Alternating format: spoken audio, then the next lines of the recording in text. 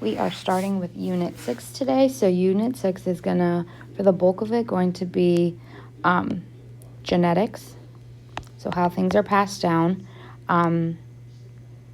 And making sure you understand the different types of inheritance. Inheritance is going to be the big one here too as well. Okay? Genetics and inheritance, that's our key focus.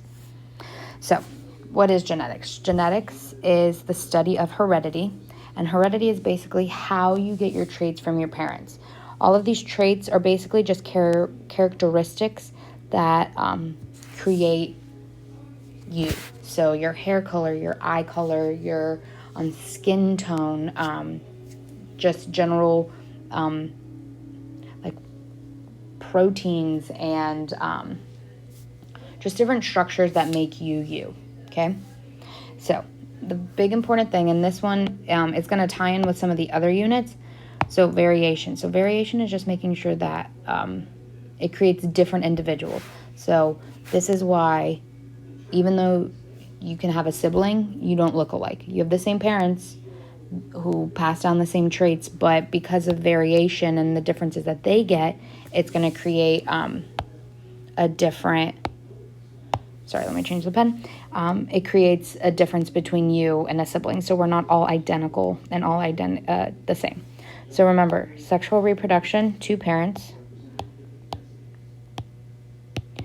And then asexual is going to be 1 parent, and they're going to be identical copies. So that's what we don't want. We don't want identical copies, because then you're not really adding, to the gene pool. There's no difference between, someone and their offspring. So we do want in humans, that's all we can do, but that's what creates diversity.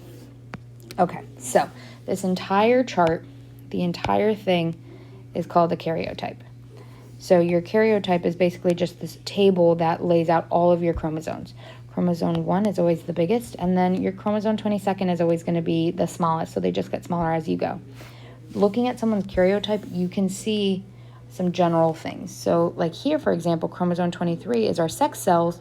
So here you see you have an X chromosome and a Y, so this means this person's a male. So that's something they can look at using a karyotype. If there's an extra chromosome for one of them, you're able to see that. So this is just a way to organize everything, and it's called a karyotype. So we're going to start off with Gregor Mendel. He's the father of genetics, and basically he was just an Austrian monk, and he lived in the church, and he studied pea plants because he was a botanist. And what he discovered is that there's different factors and different things that go in order for your traits to be expressed, or why you look the way that you look. So based on all of this, we have learned about genes. So remember, genes are just small units that have your DNA. So like here in this segment, you have different genes that make you who you are. The entire thing is called a chromosome. Remember that. Half of a chromosome, so like this half, for example, is called a chromatid. Chromatids are made up of chromatin, which is just supercoiled DNA. Okay? So your genes are what you're being passed down. Don't confuse that with an allele, though. So alleles are just different versions of a gene, and these are the actual letters. So if you remember when we were talking about the capital A's or the little a's, or the genotype of someone when we're looking at a Punnett square, those are your alleles, the actual letters. So when we look at chromosomes, so say this is like mom's and this is dad's. Here could be the chromosome for, let's say, eye color, right? Dad is going to have it on the exact same spot, but mom's could be brown and dad's could be green. So the gene is the same, the spot on the chromosome is the same, but the actual allele is going to be different depending on what they have. And then each chromosome is just going to have hundreds of genes.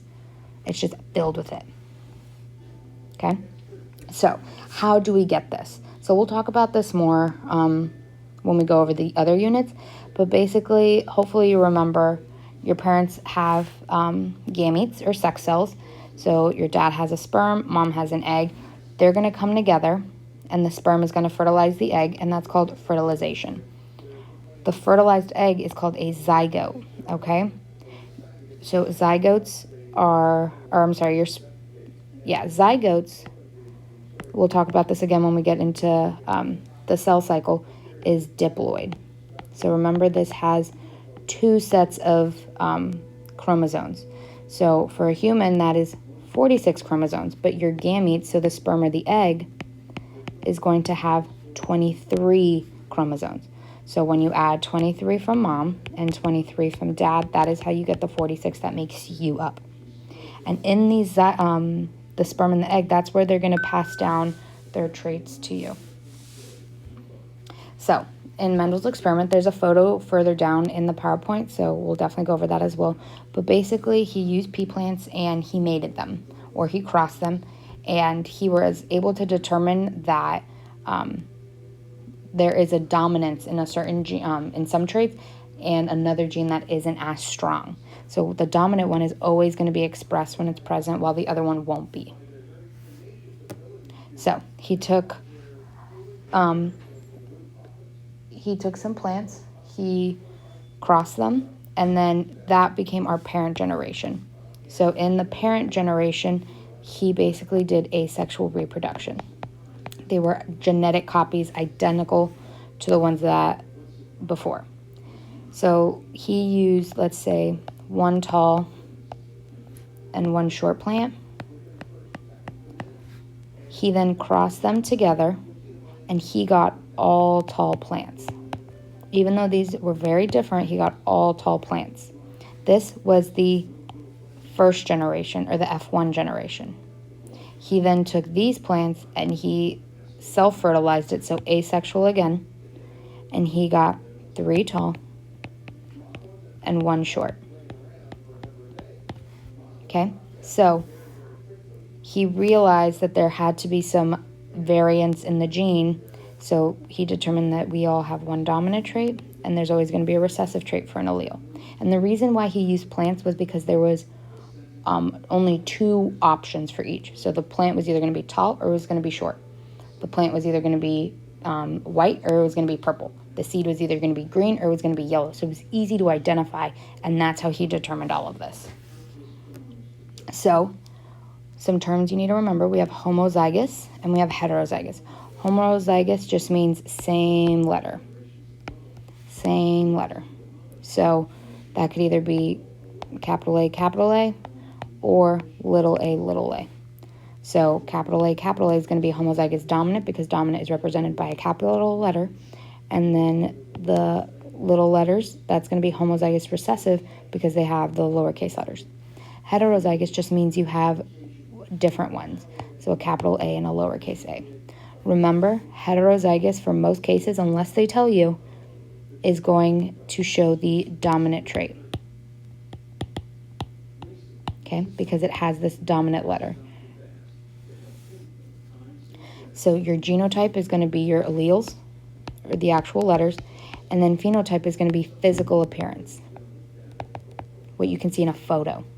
So if we're talking about genotype, we're using adjectives. We're using tall, we're describing color, shape. Genotype is stuff that you cannot see, and remember, you're not going to be able to see a little letter. If by just looking at someone you can say like, oh, they are homozygous dominant for this. That's not something you can determine. So in order to figure out our outcomes, we use Punnett squares. So remember, to make a Punnett square, you put one parent's genotypes up top. So here we'll put like capital A, and then we'll put the other ones on the side. So little a, little a. Everything up top is going to be dropped down. So capital A, and everything on the sides are going to be moved across. Little a, little a, little a, little a. All right?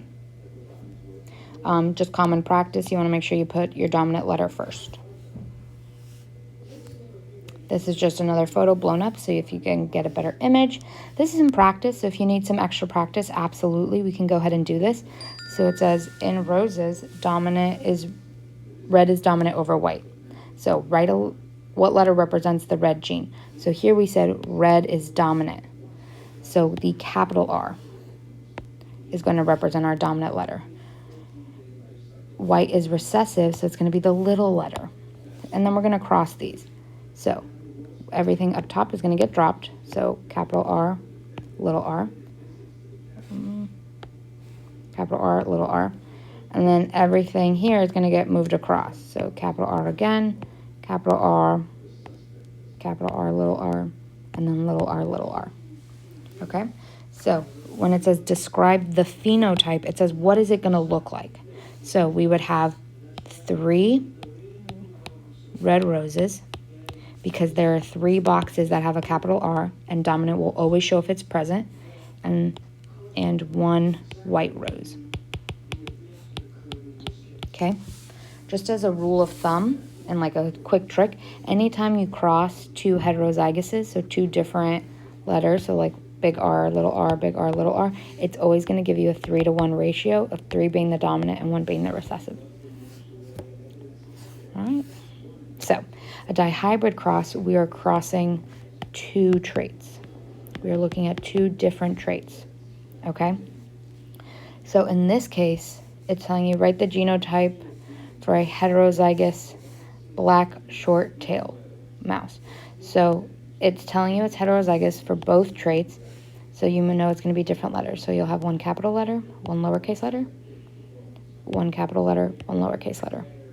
For a dihybrid, this is going to be a 16-box Punnett square. So remember, you will be foiling in order to get your combination. So you're going to have 2 letters, 1 from each trait, to set up your boxes with. So your box will look similar to this, hopefully a lot nicer than the one I just drew. So in order to do that, we're going to foil in order to get the combination. So you'll take your first letter from the first trait and multiply it by your first letter of the second trait. So BS. Then you take your first letter from the first trait and you go to the outer letter of the second trait, B little s. Then you go the inner letter of the first trait with the inner letter of the second trait. And then you do the last letter of the first trait with the last letter of the second trait. So BS. And that gives you your combination. All right? So here it says, what are the possible gametes for this mouse? So we're crossing 1 heterozygous for both traits with another one who's also heterozygous. So you would just do the same thing. Everything up top you would drop, everything across on the side you would move across. You want to keep like letters together. So if you wrote B first, keep your B's together because it'll be so much easier to just organize everything after. So here it would be capital B, big S, big S. Here you can easily look at this and be like, okay, this is the dominant. But if you write capital B, little s, it's going to be more complicated, and you are more likely to mess up that way. So you want to make sure that you keep like letters together. Another, so this is going to be our Punnett square. This is the results of the phenotype. Another like quick trick, anytime you cross 2 heterozygotes, you're always going to have a 9-to-3 to 3-to-1 ratio. So 9 boxes are always going to show dominant traits for both. 3, 1 trait will be dominant and the other one will be recessive. 3, you switch it. The one that was dominant before is now going to be recessive, and then the other one will be dominant, and then 1 will be all recessive. So another type of inheritance is going to be incomplete dominance. They will always tell you. Your question will always tell you if it's administering incomplete dominance. But with incomplete dominance, you're blending. So here it says that red is dominant over white, but it is showing incomplete dominance. So it wasn't strong enough. So instead, your heterozygous is going to blend and it's going to mix in together. Okay? Then we have codominance. Codominance, very similar to incomplete, but instead of it blending, you'll see each color distinctly. So here you see red spots and white spots. A good example of this is going to be blood types, which we're about to go over. So in blood types, there are 4 different types. There are 4 phenotypes for it, basically. Blood is going to be controlled by 3 different alleles. So we have A, B, and O. Your O is going to be recessive, so it's going to be represented by little letters, okay? A and B are dominant, so it's going to be, we use I's for blood, So you'll see it as, that's going to be, this could be type A, or remember, you can see the dominant trait by it being heterozygous. So if that's one of our dominant letters, we have that one, and then remember, recessive. And it'll be the same for B, just switch out the letters, okay? A and B can be codominant, so it would be A, B, and that's someone who has type AB blood. Okay, so here's a chart for it. So again, A can be homozygous dominant, or it can be shown through a heterozygous. B, the same thing. AB only has the A and the B allele, and then O can only be present with the two little I's. Okay, sex-linked trait, we are using the sex chromosome, so X and Y or XX. Okay, so mom is always going to give you an X, and then basically the sperm determines the sex, because if dad gives you another X chromosome, you are female. If dad gives you a Y, you are male. The Y chromosome is much smaller than the X, and the X is going to have a lot of genes that are not found on the Y chromosome. So we call this sex-linked or X-linked inheritance, and usually sex-linked genes are recessive. Okay, so you would need to have it on both X's in order for it to be shown for females. So they are more common in males because if you recall what we just went over, females are XX. If in order for females to have the recessive trait, it would need to have the small allele. It needs to have the recessive trait on both letters, which, as we've seen in the Punnett square, not as likely as heterozygous. For males, they only have one. So if you have one recessive allele, males already have it. Women can carry it and pass it down to their offspring, but men, it's either you have it or you don't. They cannot be carriers. So this is an example. Mom is a carrier but doesn't have the allele. Dad is normal. So if we were to do this in a Punnett square, we would do this. We would use our X and Y chromosomes. So we'll put mom up top, dad at the bottom. Mom is normal. So we can just we'll use the letter H. She's a carrier. So she has one capital letter. Oh, dad is normal. First, let's do dad. Sorry, I wasn't paying attention. So dad is normal. So he only has one X chromosome, so he only has the trait on one. Mom is a carrier, so one is capital, one is lowercase. And then you just do your Punnett square.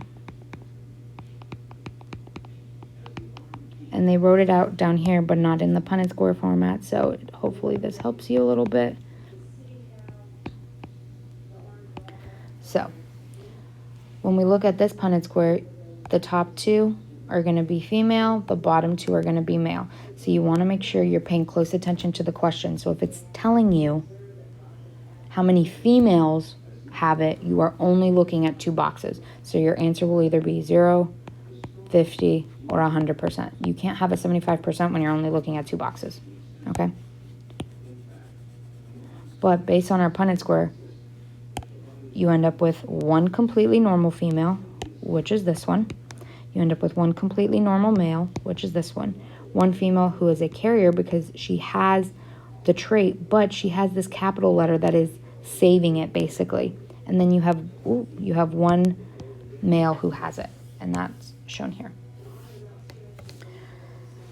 Okay, we also have polygenic and multiple alleles, and what multiple alleles is just you have different options. So in the P's, you only had tall or short, green or yellow, white or purple. Multiple alleles is you have many options. A lot more common in like animals and like fur, color, texture, all of that. But you just have many options in the population. Polygenic, it just means you have a specific trait is controlled by more than one gene. And then the difference in some of the genes is going to determine what trait you get. So for multiple alleles, this is chinchillas. So you see they all have C. And then just the combination of them just gives you different options. So depending on the letters that they have, they're either going to be a wild type, a chinchilla, Himalayan, albino. Okay? for polygenic traits, this is we're looking at skin color in this case. Your 3 genes control it. So like this gentleman has all lowercase letters, right? And he is very pale, very light. This man just have this slight difference in this capital D. He's much darker. Same on this side. This man has all the capital letters. He is dark. This gentleman next to him only has 1 lowercase letter. He is lighter. This one has just a change in 2 alleles, much lighter. That is polygenic traits. I realize I did not include a slide. Let's just add a... How do I add a page? Whatever, we'll figure it out. I can do it here. So, I did not add a page for, oh my goodness. Pedigrees, there we go. Pedigrees. So remember, pedigrees are just basically a family tree. If it is a circle, it is a female. If it is a box, it is male. Female, male. If it is shaded,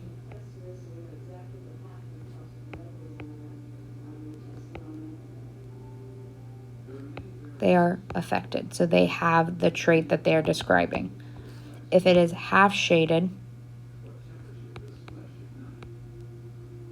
they are carriers. So just make sure you pay attention to the question and the directions. I believe the question on your test is going to have the key, but just so you're familiar with it, if something is like, if they're like this, that means they are married. Any shape that comes out of like this line is going to be their children. Okay? Hopefully this helps. Please let me know if you need anything.